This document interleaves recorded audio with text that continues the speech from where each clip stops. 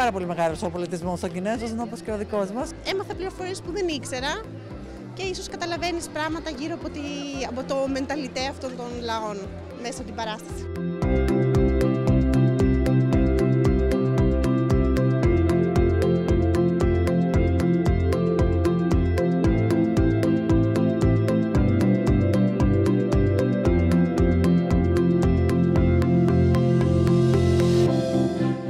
Ήταν πάρα πολύ ωραία παράσταση. Είμαι πολύ χαρούμενη που την παρακολούθησα.